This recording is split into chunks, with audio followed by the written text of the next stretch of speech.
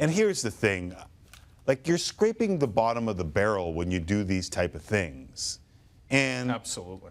And to me, I wonder if it is Dana White embracing what the UFC has become as opposed to what it was. I was reminded when I walked into the studio how martial artists deal with each other, real martial artists. There's a respect, there's a dignity, you get up, you shake the person's hand, and there's no trash talk, there's no bringing up. Like, think of all the dog whistles used to sell this fight, right? Like, we went down nationalism. More like trumpets. We went down. It wasn't dog whistles. It was more like trumpets. Trumpet. Yeah. I mean, yeah. There was no hiding. No. Didn't even have to. It was. You're right. It was a trumpet. There was religion. There was terrorism. Everything that Conor McGregor could use to sell this fight, he used to sell this fight. And I remember once asking Dana White in a long interview back in the day that I had with him that he said was fantastic. I said, "Is there any way the UFC outgrows Dana White?"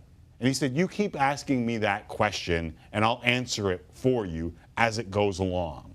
Don't stop asking me that question, because I know exactly what you're talking about. Is there a Gary Bettman, a Roger Goodell, someone who takes over when this thing gets so mainstream?" The idea of this being mainstream is gone. It's in the rear view. And I don't think there is any coincidence that they made as much money as they made working with Floyd Mayweather.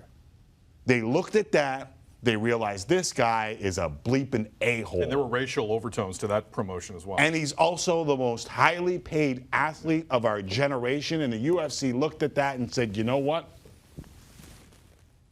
Let's embrace that. Just don't act like you're not embracing it. That's my beef. Don't sit there and put on the worst acting display since Ben Affleck and Gigli, while you're talking about a $17 million gate and now a fight that every morning show on Monday and Tuesday is going to be talking about. But let me just say this. This is how you know Dana White is full of bleep. And I don't say that lightly. Here is what he thought of the post-fight melee, okay? This is immediately after people asked him about what he thought about what just went on. Here's Dana White. This is the most disgusting thing that has ever happened in the history of the company. I know it's still fresh, but where would you say this ranks as in terms of crazy moments in your career? Number 1, 2, and 3. All right. The first clip that we showed was Dana White when Conor McGregor threw the dolly through the window. Right. Okay? That was the lowest point in the history. You know when he used that?